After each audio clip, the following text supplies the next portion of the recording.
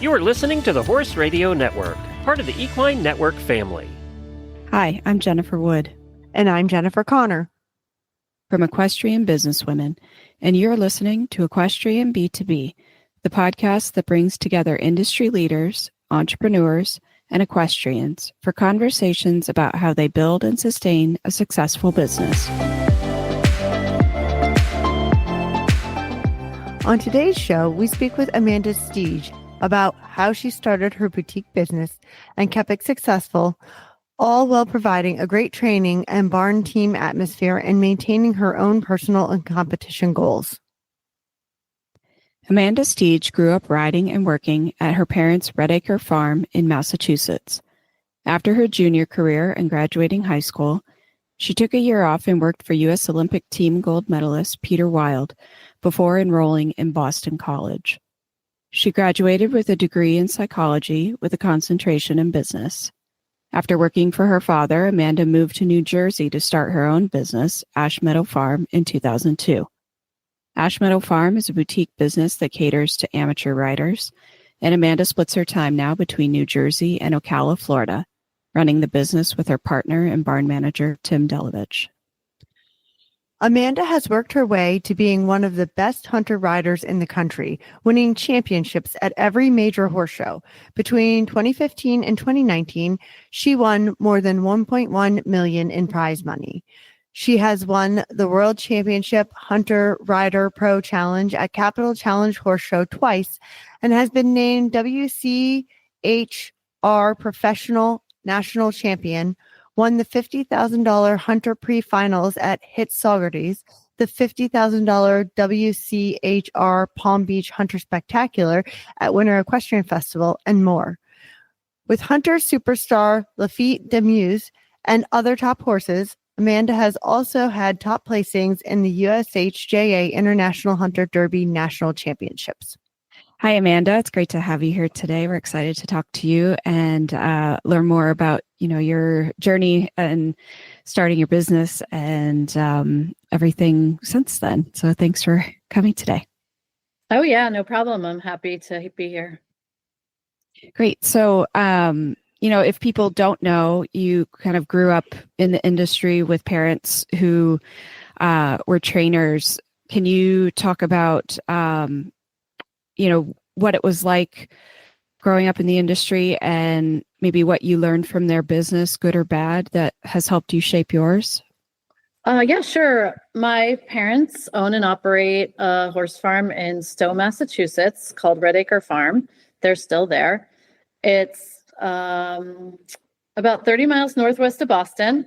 Both my parents were professionals in the industry when I was growing up and living there. My mom teaches and taught and continues to teach beginner riding lessons. So she has maybe 10 or 12 school ponies and school horses. And I think she teaches 70 people a week, which is crazy. She's still doing that all winter long in Massachusetts. Wow. A lot of them are kids that come after school. She also has a couple groups in the mornings of ladies that have ridden there forever. So those kids are, start from the very beginning, learning how to pose, then learning how to canter, jump small jumps. They do some in-house horse shows, and sometimes in the summer get to the point where they lease a pony or half lease a pony and start to do some small one-day horse shows. Then on the other side of the barn was my father's business, which is a little bit more like how my business is now, where it was all clients that had their own horses, horse show clients, young horses that he would ride and train and show, and a lot of junior and amateur clients that he would teach and take to the horse shows and have goals of going places like Devon and indoors, some of them, and some of them not. I mean, it's a bit different now. I feel like we don't usually go to one-day horse shows, but one-day horse shows were quite common when I was growing up, and that wasn't it wasn't necessarily low level because it was a horse show. So it was a great way to grow up. It was getting off the bus every day, my sister and I, and we would spend the afternoons in the barn riding our own horses, taking care of our own horses, helping out around the farm, doing chores or whatever else we needed to do. And then in the summers, we would travel to horse shows. We would go to Vermont usually for the entire circuit, which I think was 6 weeks. And we would have a few other Saratoga, a few other away horse shows that we went to. And we were the help. I mean, we showed, we had our horses, but we also were doing stalls and grooming for the adult ladies that were there, and bathing horses, wrapping horses, the whole thing. I loved it. It was definitely a lot of work. It definitely kept us out of trouble. We were with my parents pretty much all the time. And B, we were at the horse show and we were working, and we were too tired to really get into too much trouble. But it was also really fun. There was a whole group of juniors and amateurs, but a pretty large group of juniors, and they were our age, and we would be together at the shows and having barn dinners and, playing softball and I don't know, doing whatever activities we could come up with to do. So I did that all through my junior and high school career. Then I took a year off before I went to college, and I went to Wellington for the winter and worked for Peter Wild that winter, which was my first time in Florida, because growing up with my parents, with my sister and I both being in school, we didn't go to Florida. We did the Icicle winter circuit, the Pines and Gardnertown and Old Salem. And so that was fun to go to Wellington, and I learned a lot from Peter. I groomed and took care of horses and prepared horses, and I got to show a couple of horses. And then that summer, I did similar work for my dad and a little bit for Peter too, but I would go to the horse shows with my dad's stable and work mostly. And then the next year I went to Boston College for 4 years, where I graduated magna cum laude. I have a psychology degree and a concentration in business. And when I went to BC, I don't think I was convinced that I was going to be a horse professional. I always knew that I would want horses and I would want to ride horses, but I think I was thinking that a normal job and maybe showing as an amateur sounded like a good idea at that moment. Not because I didn't enjoy my childhood and my parents' business and all of that, but it just is a lot of work and 24 hours a day. I mean, we lived on the farm. My parents have a large business. They're not really very good at saying no. And so there was always a lot going on, and I just wasn't convinced. However, then I went away to school, and I didn't ride very much during the school year. I did have one client, my first client, whose name was Kate Hunt, and she used to pick me up like maybe twice a week. She would pick me up at BC and drive me to her farm in Dover, Massachusetts, and I would ride some young horses for her that I did show in the summertime. And I worked for my dad in the summers of when I was in school. I was a professional by then, and my dad was still the head rider and trainer, and he was the one who got to ride all the best horses. But I got to show all of the junior children's hunter, adult hunter type horses early in the week in the 3-foot practice class, basically, which I think was a great way to get started with being a professional. I was riding really nice, pretty well-trained horses that just needed a little fine tuning earlier in the week or a little practice. So it was an excellent way to get in the ring riding as a professional and starting to feel some of the expectations that come with that without it being super high pressure. It wasn't like these were expensive young horses that were purchased for me, and there was an immense amount of pressure for me to win the practice class. So I feel like that was a nice way to get started. Eventually that evolved into me getting some young horses of my own that were owned by clients of my father's that I got to start to ride, train, show, and develop on my own. But that was a couple summers in, or maybe even my first year out of college before that happened. Yeah. And when you were kind of working for your dad and doing that and getting, back into the industry, were you still thinking like, yeah, I want a business kind of shaped like his and have that sort of structure? Yeah, I can't remember exactly when it is that I switched over and decided, okay, yeah, this is what I want to do. I think it was probably definitely by senior year of BC, I knew what I was doing, because at the end of the year, everybody else was doing their resumes and having interviews and everything. And I was kicking back and they're like, what's going on?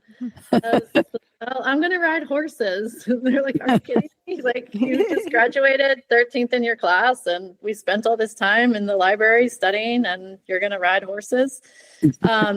So I don't know, maybe it was like around my junior year that I started to decide that was what I was going to want to do. But no, I think I immediately knew when I decided that I was going to do this business, I knew that I wanted to shape my business to be much different from what my parents do. Yeah. And I wanted it to be relatively small and a bit of a boutique type situation.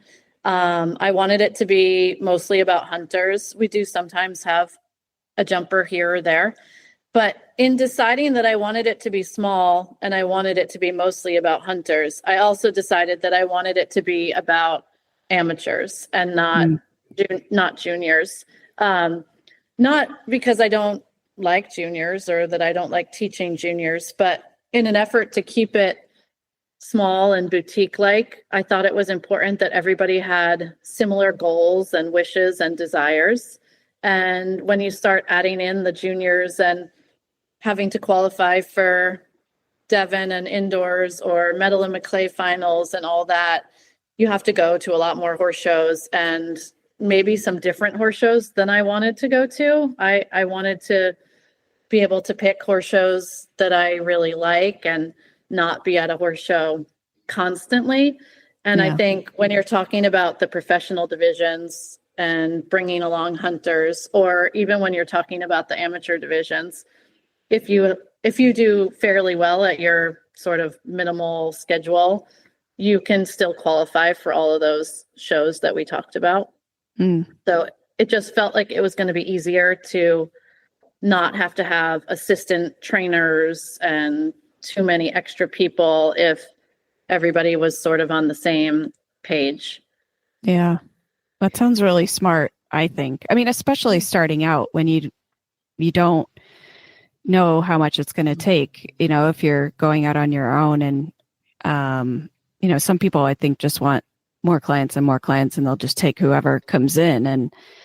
And starting small is sometimes the best way to make sure you're doing it the right way. And then maybe as you get older, staying small, you're like, oh, I can like kind of be a real person a little bit too. Yeah. I mean, I think I still would describe my business as small, although it's gotten larger than I originally planned or wanted. But my first client was Megan McGuire. So at that point I was working for my dad. So I was working for Red Acre Farm. And then Megan McGuire, who was an amateur, she was living in New Jersey. I was living in Massachusetts. She sent me two really lovely hunters. One was Candlelight, who you might remember, Jen. And the other was another mare named Notre Dame. And she sent me those horses to Massachusetts, and they lived at my parents' farm, but we structured it differently. So I think Megan paid me like a full care board type situation. And then I paid my parents for like the hay, shavings, feed, somebody to muck the stalls and turn the horses out. And then I started to do all my own care and riding and training. And that was sort of how I got started. And then I got a second client that was also an amateur that also had 2 horses. And at that point, there wasn't enough room at my parents' farm for everybody. So I rented a farm in Massachusetts with my 4 horses. And I think I had 1 sale horse. And then I would still help my dad or like connect up with my dad at the shows. But that was sort of how I started having my own situation. Yeah. And then the second client, her name was Pam Wildman. Her husband worked for Johnson & Johnson, and he got transferred down to the Bedminster, New Jersey area, which happened to be the same area that Megan McGuire already lived in. So then I had 4 horses, all with people in the same area in New Jersey. So I moved to New Jersey in, I think it was 2002, maybe. And then I, since then, have spent my summers in New Jersey and my winters in Ocala. Okay. That's awesome. I had some questions about your family's involvement. So first of all, what do you think swayed your decision to go forward with the horses versus finding something in psychology or what you did in college? I think just being at school and not having the horses around me all the time, that I missed them. So I think taking that little step away and realizing that I don't think I was going to be satisfied to have a 9-to-5 job and then only be able to ride horses after work or on the weekends type of scenario, because I love them and I miss them. And I had spent my entire life just immersed in the horses. Yeah. I mean, I get that a little bit, but also I was like kind of the opposite. I couldn't wait to be at school because there was so much work at home that had to be done with the horses and the barn and stable and people and everything, that it was almost like a relief when I was away at school. Like, oh my God, I don't have to, my life isn't revolving around it. And so I'm always curious for people, because I think there's kind of like a distinct, either you like embrace it and go for it, or you're like, no, I'm going the opposite direction, because I think there were parts of, especially my first 2 years at school that I did enjoy, not having to go out at 9 p.m. when it was 30 degrees to do night check in the barn, things like that. And I thought school was so easy. I mean, after doing high school, where I was doing high school, doing my own riding, helping out in the barn, to then go to college. And I was used to getting up early from all the horse shows and everything. And I would do all morning classes. I made friends with all the athletes because I would be in all their classes. And I would be done by like 11 o'clock and have the whole rest of the day to do whatever I wanted. So I found college to be a breeze. I was always a good student in high school and everything anyways, but I think just managing my time I had so much extra time. Yeah. So fun fact, I actually got recruited to go to Boston College to play ice hockey, but I went to the campus and it was like, I don't know, cold and snowing. And I was like, when I walked on the campus at University of South Carolina in March and it was like 80 degrees, I was like, you're like, I am not going to play hockey. Yeah, I don't know why I decided. I mean, I loved BC, and actually I loved going to hockey games. We had a lot of friends that played hockey. But I don't know why I decided to do winter school, but BC is a beautiful place and I really enjoyed it. Yeah, I was like, oh no. And I grew up in Syracuse, so it's like, snow capital.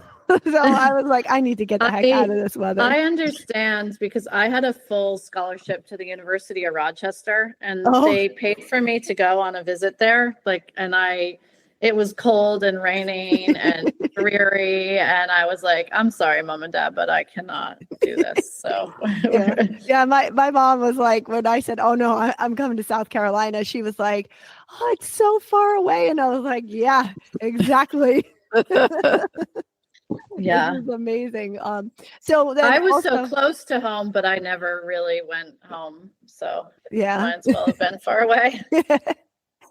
And then with your parents, like, did they try and like lead you any direction? Did they try and tell you how you should set up your business? Did they have any involvement, or they kind of let you do whatever you wanted to do? They definitely let me do whatever I wanted to do. I mean, they were there for me to ask questions or to lend help, but they didn't really try to sway me at all in any direction as far as that went. That's nice. Yeah, At least that you is could nice. make your own decisions, but you had their support either way. Mm-hmm. Yeah. Yeah. I mean, I feel like my parents said, please go do something. Don't do the horses. Because My sister is also in the horse business. Most people don't know my sister.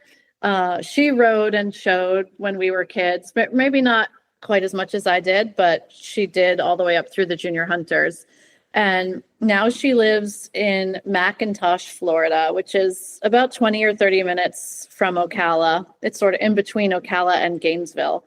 She has a 50-acre farm, and her business is retired horses. Ah. And also sometimes layups, some brood mares, or people send her ponies to get started. She's small. She's really good at starting ponies. And actually right now she's doing something really cool. Lucy McKinney, through a thoroughbred rescue, they sent her these 3 thoroughbreds that are ready to get started under saddle so that they can start their next career. So this thoroughbred rescue just sent her these 3. They're really beautiful thoroughbreds that have already free jumped and, look like they want to do the hunter and jumper world. And my sister's name's Casey. She's getting them started. Oh, that's cool.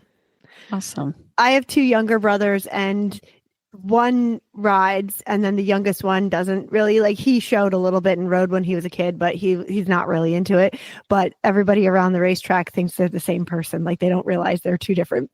they look very funny. similar, and so yeah, it's very funny that they're like little twins. Funny. Yeah. Then my brother would go through the gate. The younger one would just like wave, and they'd be like, "Oh, hey, Brian." He's like, "Hey." The Equestrian Businesswomen Networking Brunch returns in 2025 on January 26th at the Wellington International. The EQBW Networking Brunch has become a must-attend event, and guests will be able to gain valuable knowledge from our keynote speaker, as well as from a panel discussion with experts in the industry and fellow businesswomen. Learn more about yourself and your business through our networking exercises and make connections that can grow your support system. The EQBW Networking Brunch offers a unique opportunity for equestrian businesswomen from any type of business to meet, mingle, talk, and listen, with incredible brunch food, champagne, valet parking, and ringside international show jumping. Mark your calendar and join us on January 26th.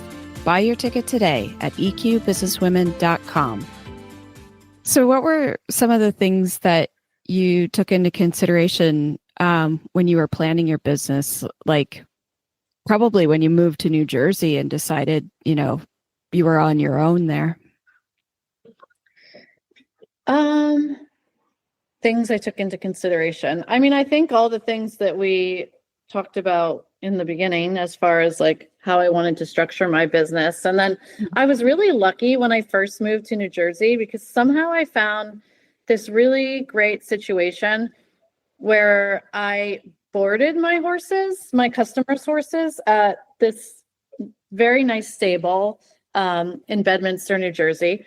But so with the board, they did all the stalls, they fed, watered, hayed the horses, they did night check. And then I just hired one part-time girl that would come in and help me with the turnouts and with tacking horses up. And then that girl would travel with me if we went to the show. But even if we didn't take all the horses, they were covered by the staff that was at the farm. So that was an amazing way to start, because I didn't have a ton of overhead or have to pay a lot of employees. Definitely early on, I was doing a lot of the work myself. And sometimes I would go to a horse show with Megan's 2 horses and just me. And I would be making the double stalls or the stall and a halves and tacking her up and lunging her and begging somebody to help me set jumps at the ring. Or it was a little funny to get on. You had to have somebody to feed her a treat while you got on. So I would just be walking around with my candies, like looking for somebody that would feed candles so that I could climb on. But I don't know how much else I actually considered. I definitely didn't have a huge, I had an idea in my head of how I wanted things, but I didn't have any sort of formal business plan. I was laughing a little bit about your question about the capital and how did I have capital, because I don't think there was any capital. I think I just, lived month to month and had nice clients that made sure that I had everything I needed. Oh, I think I maybe failed to mention that when I first moved to New Jersey, my second client, who was Pam Wildman, got me set up with an apartment. So I ended up paying the rent on the apartment, but she found the apartment, and I think she paid like my first month's, last month's, and security deposit just as a gift, because I didn't have money really. I was just going month to month and making it work, which is not changed that much now. I guess. Hard for the course in the horse business, but yeah. So your business model really hasn't changed, or has it changed at least a little bit from when you initially started? Oh, it's definitely changed. We have 16 to 18 horses now. So in the beginning we had 4 horses, and now I still rent farms. I rent in New Jersey a farm, and I rent in Ocala a farm.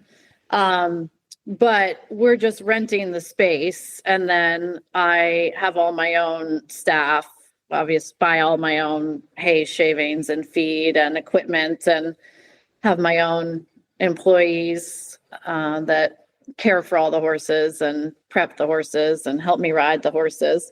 I have a longtime boyfriend whose name is Tim Delovich. We've been together 21 years.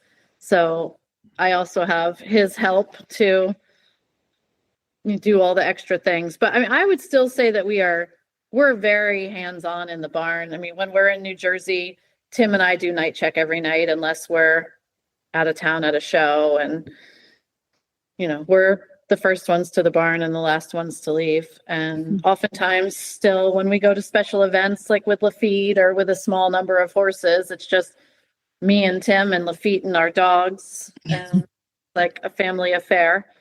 Yeah. Do you think it's purely because the business has grown, or and how do you think, keeping your business boutique while making a profit has been possible? I think it's a little bit difficult right now because everything is so expensive. So you're always having this challenge of trying to do the very best job you can and pay for everything without charging too much. And I always feel like, in my brain, I just have this constant struggle of that I don't want it to get out of hand as far as how much it costs. But it's a hard thing right now to balance all that out. But I think basically the day-to-day work that I do, the riding, training, showing, and having horses for my clients does pay the bills. And then really I rely on a couple sales or purchases throughout the year and the commissions that come from that to have any extra income. Yeah. Yeah. And also prize money. That's actually not, 10 years ago, that probably wasn't something that came into play. But now with the hunters, we have so many wonderful classes that offer so much prize money. And myself, and I believe most hunter riders right now, when you do, for my business, if I show in a class that's $5,000 or more in prize money, I get a percentage of the prize money that I win. So that also has really been helpful. Lafitte has won, I wish I knew the number, but Lafitte has won an immense amount of prize money. And his owner, Cheryl Olston, always gives me my percentage of that prize money, and then the rest she donates to the Equus Foundation. But just him alone, the extra income that I've been able to receive through that prize money has really, helped me. Mm. Yeah, that's a big point to make, I think, because especially since you've kind of structured your business solely around the hunters, and, when it started, there wasn't a ton of prize money anywhere. Not at all. It's like Yeah, one big just the class in normal Palm stuff. Beach. Or Yeah. You'd have like, I don't know. I can't remember the dollar. I wish I could remember the dollar amounts, but I remember there being like a big night hunter classic at Middleburg Classic, but I feel like it was probably only like a $10,000 class or a $15,000 class. I wish I could totally remember. Yeah. But now, like this year, the Hunter Spectacular is a $150,000 class. Yeah. Derby Finals obviously has a lot of prize money, and this year at WEC, they have 2 international hunter derbies, and each of them are $80,000 classes, which is not normal. And actually, in Ocala at WEC, every Friday we have 3 hunter derbies, national professional derby, and they're $20,000 classes every week, and then a junior amateur hunter derby, and then the equivalent of an international derby, even though they're not always USHJA. But so every Friday there's at least $60,000 in prize money that people are competing for here. So that adds up. You win a few of those classes and you get your percentage of your money, and it definitely is a nice little bonus to sort of keep the ball rolling. Mm-hmm. Wow. And has the business model changed at all from when you started? I don't think so. I mean, it's gotten larger, obviously, than the beginning when I only had 2 clients that each had 2 horses. But the business model has stayed the same, which is that all of my clients are amateurs. Most of them have at least one horse that they ride, compete, have lessons on, and at least one horse that's a younger horse or a horse that I'm bringing along through the ranks, with the idea that horse either becomes their next horse, or if it's not going to be a match for that person, maybe we sell that one and we start again. But I think all of that has stayed pretty much the same from the beginning. Do you have all ladies that ride with you? At the moment, all ladies. I have had some gentlemen over the course of the years.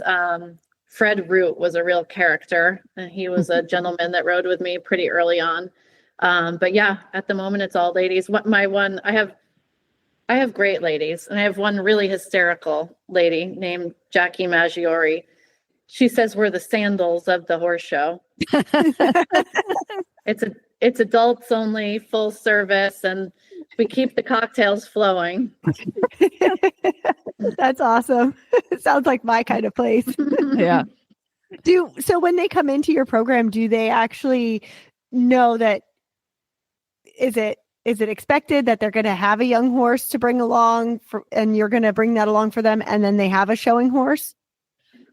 It's definitely something that I express, and I'm fairly selective about who gets to join in. I'm not going to say that I absolutely wouldn't take a client that only had one horse or that wasn't interested in that. But my passion and motivation for doing this is riding, training, and showing hunters, is bringing horses along. And my own personal goals in the ring are still very important to me. So I want to keep my numbers small, and I want to have people that all get along and like to hang out with each other. And in order to do that, I feel like, most of them do know that is a little bit part of being part of our program.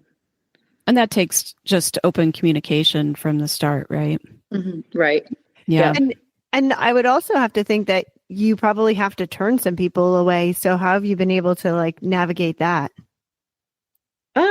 I don't know. I've gotten pretty good at that. And I mean, for the most part, we're usually pretty close to full anyways. So it's not that hard to just say, I'm sorry, we don't have any space. But beyond that, I think if people contact me about becoming a client, we have a pretty in-depth conversation about, what they're doing currently, what their goals are. And it's usually pretty easy to figure out who is going to fit in with the group and who's not. And there have been a few times along the way where there's been somebody that was riding here that wasn't a great fit. Either it wasn't a good fit with me or it wasn't a good fit with getting along with the other clients. And I try to tactfully end those relationships, and, move on. Yeah. That's part of it, right? Of, we talk a lot about your brand and, with other entrepreneurs and people that have been on the podcast and, how important it is that you stick to a brand of what you have and what you stand for. And I think the same applies if you're a trainer, right? And especially if you have a smaller business and you're not taking in anyone who wants to come, you have to really stick to what you believe in and what you feel works best for you. I think this goes back to one of the earlier questions, but when I was trying to design my business model and I decided with amateurs as opposed to juniors, there was a few other things that went into that. Like when we're at the horse shows, we work really hard and long hours, myself and all my staff. I said I'm there bright and early with them and I'm there till the end. So I really want the time when we're at the home farm to not be as hard or as long of an hours. And when you start talking about having the juniors, you have to wait for them to get out of school and come to the barn and have their riding lessons. With taking that piece of it out, our home day schedule, the guys feed at 7 or 7:30, depending on the day. And then myself and my lady clients and the girls that help me ride, we get there and we start riding. And by noon or 1 or 2 o'clock, we're finished and we're taking care of the horses. And then they eat dinner at 4 o'clock and then we're done for the day. And I really think it's important to be able to keep that time schedule in order to have everybody not be burnt out. Yeah. And also we don't show in November or December or in April. So unless if I take somebody to the National Horse Show, but that's usually the very beginning of November. And that's the time of the year. I always feel like I try to be overstaffed because it's important for everybody to have at least one day off a week. Like even when we're here in Ocala showing for 10 or 12 weeks in a row, all my guys have one day off a week. And that's because we have at least one extra person. But November, December, and April is when my guys have time to take multiple days off or take a week off. I've always done something with my staff where after they've worked for me for a year, they get 3 paid vacation days. And then each additional year, we add a day. And I have some guys who have been with me for a very long time. So I have some guys that have, 3-ish weeks of paid vacation. So we try to make sure everybody gets a chance to have some multiple days off in a row and things like that. But all of those types of things were things that I learned through my parents' business that were going to be important. And I think because of that helped me decide how to shape my own business in order to make that happen. I do think that the people that unfortunately don't get to have a lot of days off is myself and Tim, which that's part of being the boss. I mean, we are the ones that have to be there, no matter what else is going on. But I think I signed up for that a little bit when I picked this to be my career. And not to say that I never have a day off, but it's just at the end of the day, we're not going to be going on too many big vacations. Yeah. How many people do you employ right now? 6 plus Tim and myself. Yeah. That's a good number. Mhm. And do you think what struck me in that schedule that you were saying when you're at home and the horses are done, kind of by dinner time usually, and is maybe how much better it is for their health as well. And Yeah. that they're getting either like maybe they're living outside sometimes or they can, get the rest that they need too. Yeah, it's really quiet in our barn. Well, Mondays is our day off, so Mondays are all very quiet. But yeah, the other days from 4 o'clock till the next morning. I mean, I come and do night check, but they're just relaxing, which I agree is nice. And how do you balance your both riding and training at such a high level? I think maybe it's just taking practice and starting out slow, with my business being small at the beginning. I think it was just a natural progression to figure out how to do that. But I do make some special plans when there's special events, like for Derby finals and Green Incentive finals.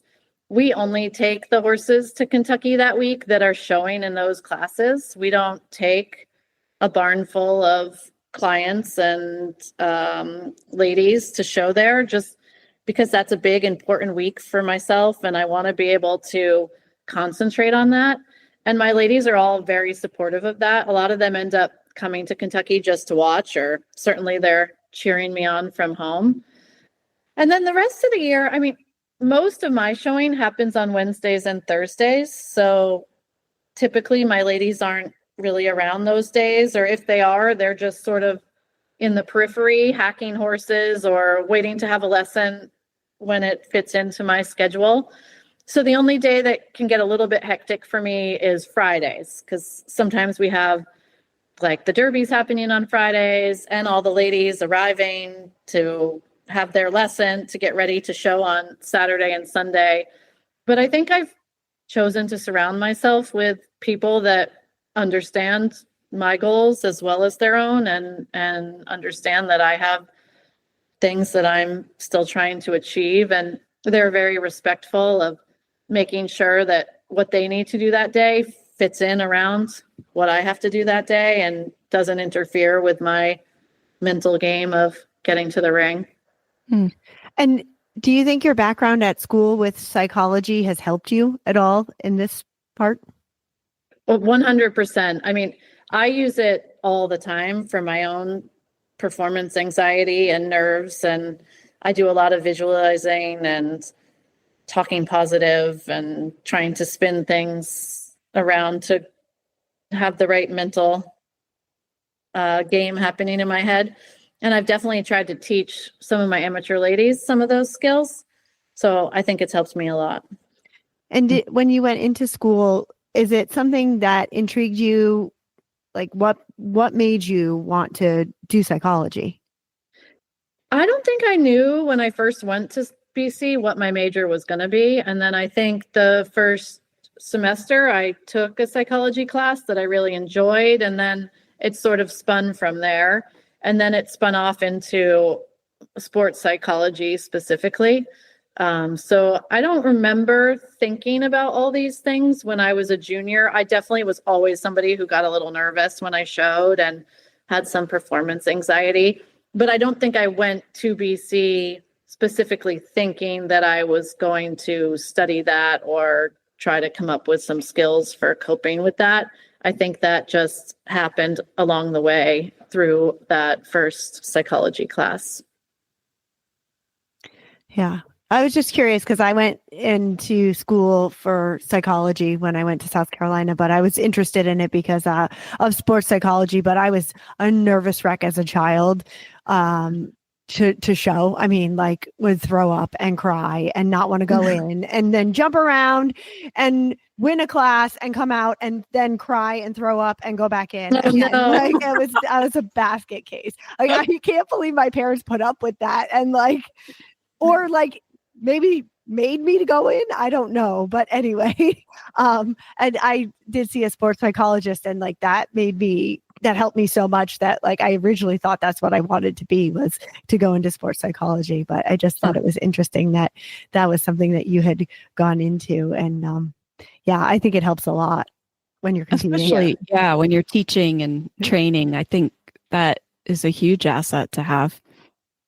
And I think it's also really important when you're training to understand the difference between nerves and performance anxiety and actual fear. Yeah. And you have to treat it very different. First, you have to evaluate which one you think is happening, and then you have to treat those things very differently.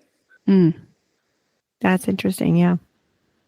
Are there things that you pick up on that automatically tell you the difference? I think so. I don't know if I'm not sure if I can think right now to decide what those things are.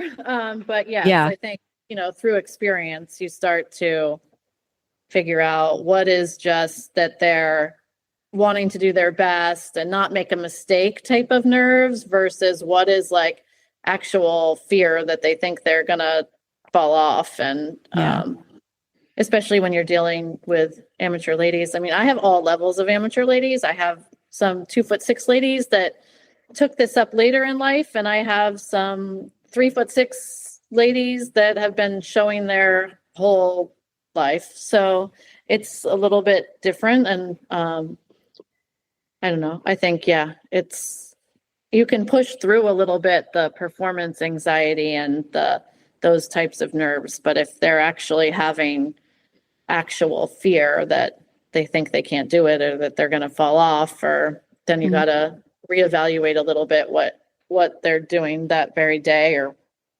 wait for the next day, or dial it down a little bit to something that feels a little bit easier. Yeah.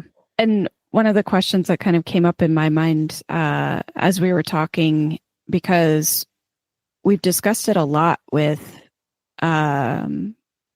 mostly riders and trainers, people in the business who are doing like you do, like working day to day with horses, and kind of talking about how they plan for retirement, and what do you plan for when you get older and maybe you can't ride as much, or you want to be done showing and still have a financially secure future as you age. Lyndon Gray was one of the women we spoke to, and she's I don't know her exact age, but like she would have showed in the 1980 Olympics. So yeah, right. Yeah. She's been in this for decades, and we spoke to her about when she knew it was time to stop showing because she didn't love competing anymore. And then she talked about when it was time for her to stop riding.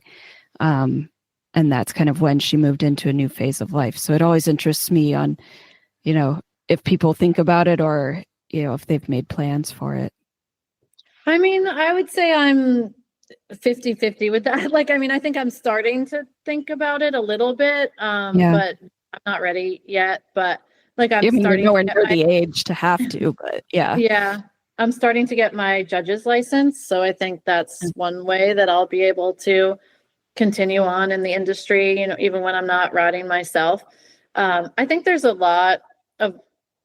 I think it's really important for some of these younger up and coming people that want to be professionals to be riding and training under older, more experienced professionals. So I would think that and hope that when it's time for me to stop riding and showing myself, that I would still have my business and I would have a younger rider that I would be, bringing along and training. Definitely, I already do a fair amount of clinics, but I think that's something that I would probably get to do more of when I'm not doing as much of the riding and showing myself. So I think there are plenty of opportunities as you continue on. I also have had a really good accountant for the whole time that I've had my business, who's always encouraged me to put money in a account at the end of each year. So there, is like an account with some retirement money that I'm sure that I'm going to need at some point. Yeah. It's not as much as I would like it to be, Yeah. I'm sure, but enough that there's something there, because I think for many years that was something that horse people didn't think of and didn't have. And then when it was time for them to slow down from the actual manual labor, there wasn't a lot there to help them. Mm-hmm.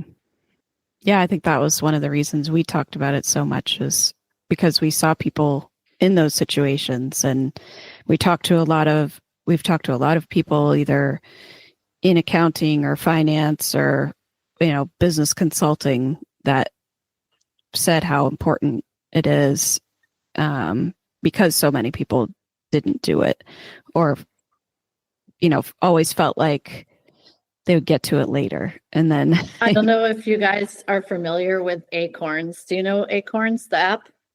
Yes. So that's not my accountant retirement fund, but somebody told my boyfriend and I about Acorns a few years ago. So we've really enjoyed that. And I'm always trying to tell the girls that work for me that they should start that, because I put in something small, like $30 a week or something. And I've been doing it for a few years. And I think I have like $15,000 in there. And Wow. It says, I like to look at it because it does the projections. I think it says when I'm 89, I'm going to have like $1 million.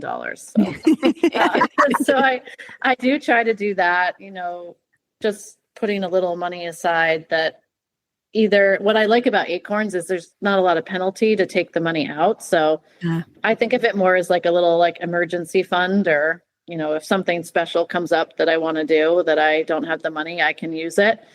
But that being said, I haven't taken anything out at all since I started. And I think, it's a nice way for somebody to start investing without it being a huge, major commitment. Yeah. And feel like, it's an easy, like you said, an easy way to start without having to go to an accountant and set up accounts and right. all of that. Or even going to the bank for an IRA is right. Yeah. One of my clients does Acorns, and she uses that account every year to fund her 2 weeks of going to the Aiken Horse Show in May. So it's like her little savings account. That's cool. Yeah, that's a great tip. Mm-hmm. Well, it's been really fun to talk to you and hear more about, how you've progressed in the industry, and we really appreciate your time. And for anyone who's listened to the podcast before, we've always had the same 4 questions at the end for each guest. But as we head into the new year, and you're our first 2025 guest, we have updated our questions. So you're the first one to answer these. And Connor starts with the first. What is your unfair advantage over others? Tim Delovich. Nice. That's great. And what's something worth fighting for, and what is something worth giving up? Something worth fighting for is my own happiness, my own personal achievements, and the comfort of my horses. I know that was 3 things. And something that's okay to give up is saying yes to everybody all the time. I like that. Yeah. I love that. Yeah, I love when you pointed out that, you have your own riding and competition goals, and you've made that a central part of what you do. And you've told all of your clients, like, this is important to me, and it's going to be what I'm doing and where I spend a portion of my time, which is really cool, because I think a lot of times, especially if you're a people pleaser and you want to do everything you can for your clients and be there for them and all of that, and then you get maybe resentful or feel like, well, I'm not getting enough time in the saddle, or I don't get to show and do what I love. And just that, like I said, that communication that you have with them is really great. And I think a lot of people can learn from that, whether they are a trainer or not, of, being forthright with what you want for yourself while still being a great trainer or leader as well. Yeah, and I think one thing that is hard in this business is, well, first of all, I only surround myself with clients and people that really truly love horses and have their best interest at heart.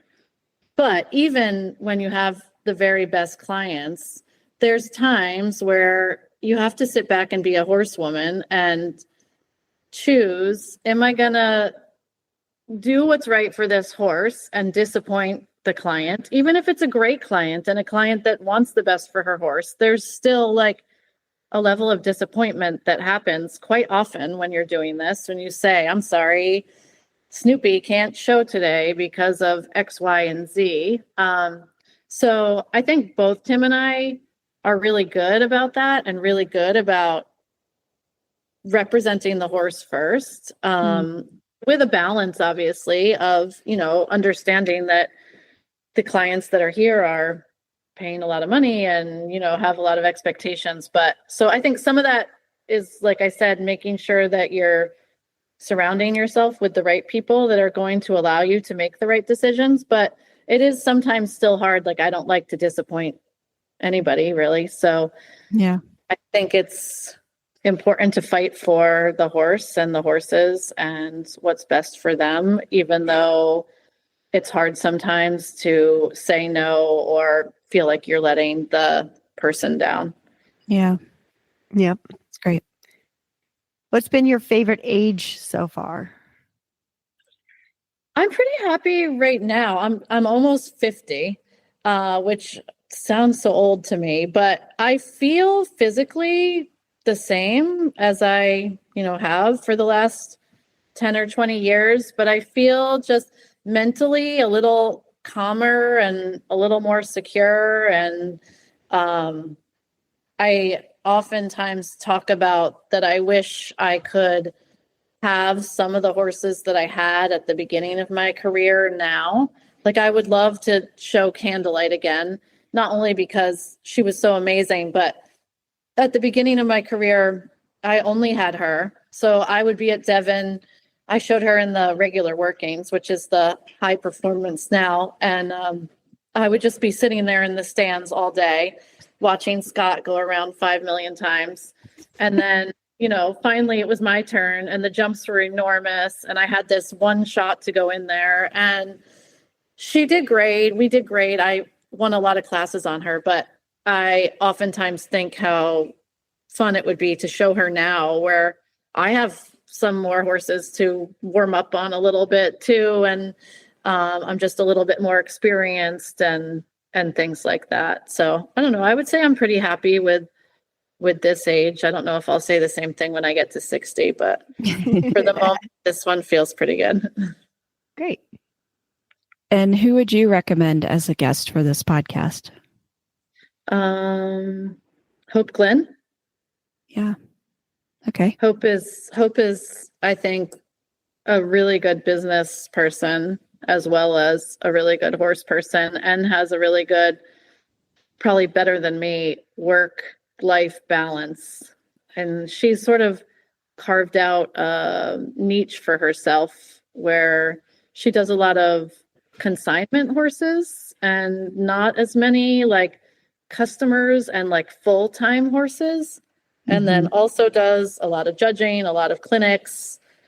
And I don't know, she seems to have figured out a business model that allows her to have a boyfriend that's not even a horse person and still get to do a lot of traveling and things like that, and have her daughter in college and get to go to some of her competitions and still do the rest of her business life. Cool. Well, thanks again for joining us. Sure, it was great. I always enjoy talking to Amanda. We've become friendly at the horse shows, and I know her background in growing up with horses and the way that she's tried to structure her business. So I wanted to hear more on kind of the thinking behind it and how it's been and for her. So it was cool to hear more about it. Yeah, I think it's really cool because I think so many times people think bigger is better, expanding your business and getting more clients. And I don't know if that's necessarily true. I Right. think this is a good example of how you can keep it in like a manageable, reasonable fashion and be profitable. Right. And still be enjoying what you do. You know, Yeah. she's been doing it for 20 years, over 20 years, this way. And she still, like she said, she still loves what she does. She still has goals for herself, riding and showing, and she enjoys the training. So it was great to hear that, you know, what she started out with still works for her today. Right. And I think that it's just so interesting that she's been able to keep it like that. Yes. You know, like I feel like sometimes there's the shiny object of, you know, this over here and you go for that. And I think that she's been able to, seems like she stayed grounded in, you know, what she wants to do, and that she's also able to take her personal goals into consideration. Like that is such an important part, because I think a lot of times when you are in business, you're running your own business, or you're working for so many other people, you just do what you can to people please, to add on, to make more money, to survive, whatever it is, and you don't take into those consideration what your personal goals are. And so for me, even like growing up, we never like sat down and said, okay, we have a goal of, you know, going on vacation, let's say. You know, it was always like we just went through life and did horses until like I was like, oh, like, is there nothing else to do Right. in life, you know? And so I feel like maybe if there was guidance, you know, of, oh, hey, like you can do this and this. It's not like this or this. And I think she's like a good reflection of you can do it. Like it doesn't have to be you sacrifice your entire life. Like you can live. Yeah.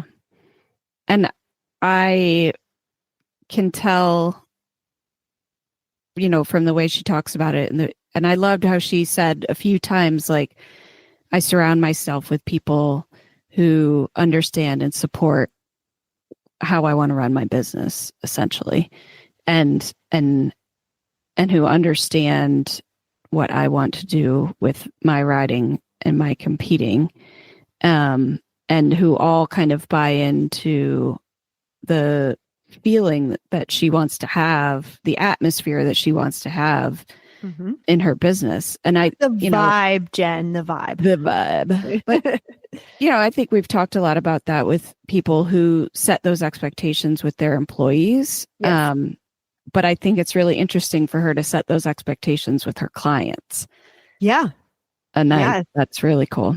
Yeah, I think that's really cool. And, you know, I think you made a really good point about it, like being such communication, like upfront communication when you're going into it, because then people can't misinterpret it. This is how it is. And, you know, a lot of times I think there's elephants in the room that never get addressed. And that's what causes so many problems. Yes. Between people, because they don't.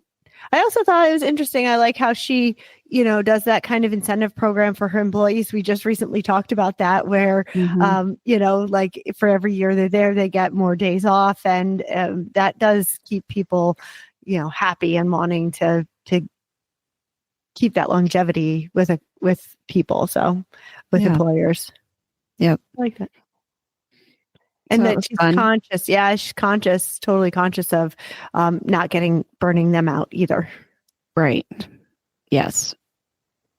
Which we and that, you know, she and Tim work just as hard alongside everyone, you know, as the employees do. So. Yeah. I always find that it's important when you're out there and you're showing that you're going to work as hard. I think that helps lead people. Yeah. Yeah. And I love our new questions. Yeah, so do I. I think we're going to get some really interesting answers out of them. Yeah.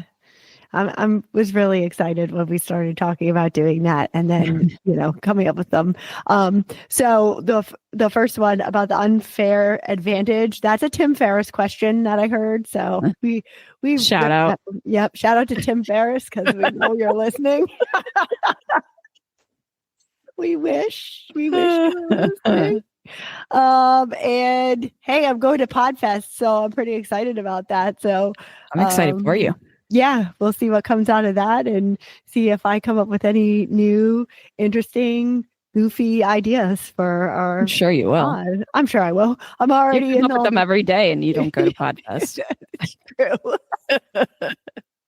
Now I'm totally embracing it too, because I'm like in all the groups and I'm saying hi, I'm a new timer, and I'm going to embrace the experience. I'm being a little cheesy, but it's kind of fun. Yeah, sometimes a little cheese takes you a long way. Yeah, for sure. So we're going to wrap up today, and you can find the links to today's guests and the show notes at www.eqbusinesswomen.com. Equestrian B2B is out twice a month on the 1st and the 15th. You can find out more at eqbusinesswomen.com and follow us on Facebook and Instagram. Find Equestrian B2B wherever you get your podcasts, and be sure to follow, subscribe, and leave a review.